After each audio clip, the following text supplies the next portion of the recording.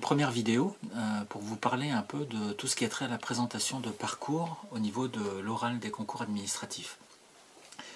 La petite particularité de l'oral aujourd'hui, lorsqu'on a donc à passer un concours, une fois qu'on a passé les épreuves écrites, ce qui se passe, c'est qu'on a à se présenter à l'oral, à présenter son parcours.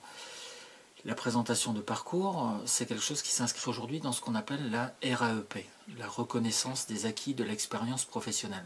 Alors cette première vidéo, elle sera consacrée justement à tout ce qui a trait à la présentation de parcours dans le cadre de la RAEP, dans le cadre de la reconnaissance des acquis de l'expérience professionnelle.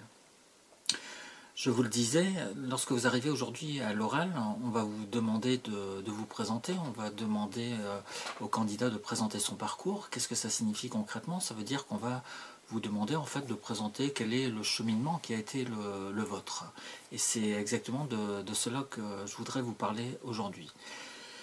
Présentation de parcours dans le cadre de la RAEP, dans le cadre de la reconnaissance des acquis de l'expérience professionnelle, ça veut dire certaines choses concrètes qu'il vaut mieux avoir présentes à l'esprit. Et cette première vidéo, c'est une vidéo d'introduction. Vous verrez par la suite que je serai amené à évoquer trois points particuliers que je voudrais plus particulièrement évoquer avec vous. Mais aujourd'hui, c'est simplement s'arrêter sur chacun des mots évoqués, c'est-à-dire présentation de parcours, reconnaissance des acquis de l'expérience professionnelle. Qu'est-ce que ça veut dire tout ça finalement? Qu'est-ce que ça veut dire très concrètement? Commençons par reconnaissance des acquis de l'expérience professionnelle. Lorsqu'on parle de reconnaissance des acquis de l'expérience professionnelle, qu'est-ce que ça veut dire? Si on commence par l'expérience professionnelle, c'est relativement simple à comprendre. Ça veut dire que concrètement, vous allez tous les jours ou presque au travail dans la semaine. Ça veut dire que tous les jours ou presque, vous savez qu'il faut commencer par appuyer à tel endroit sur votre ordinateur, par exemple, pour le mettre en marche. Ou vous savez qu'il faut commencer par investir telle salle pour envisager par exemple un déménagement, ou qu'il va falloir sortir votre blouse de travail ou les produits de nettoyage pour commencer l'entretien à tel ou tel étage. Bref, il y a certaines choses qu'on fait automatiquement et certaines choses qu'on n'a pas besoin d'imaginer au quotidien. Il suffit d'arriver sur le lieu de travail pour se dire « je sais très exactement ce que j'ai à faire aujourd'hui ». Donc il y a ce qu'on appelle justement des acquis de l'expérience professionnelle.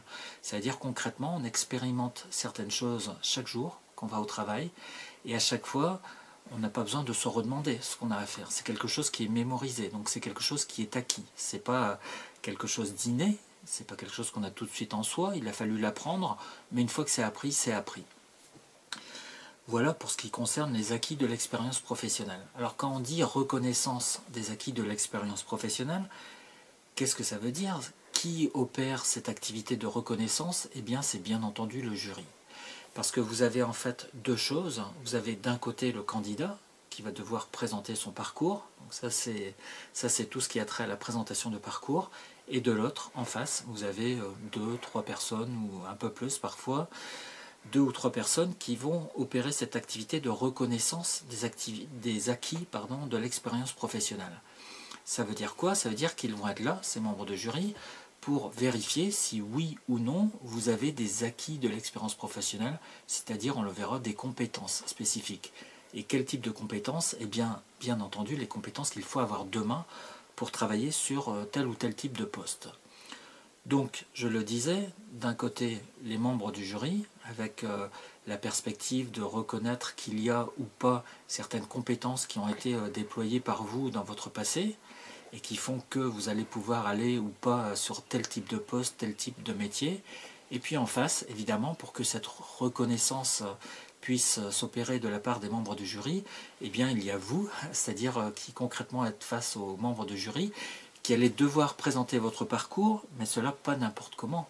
Il va falloir présenter les choses de telle sorte que ces membres de jury puissent se dire « la personne qui est en face de moi, cette candidature-là, c'est une offre qui, d'une certaine façon, est de nature à recouvrir le besoin que nous avons. » C'est-à-dire, nous avons besoin de recruter tel type de personne qui ait telle compétence, et bien la personne que je vois devant moi, je peux reconnaître qu'elle a véritablement les compétences qu'il s'agira d'avoir demain. Et du coup, c'est une personne comme celle-là qu'il va falloir recruter.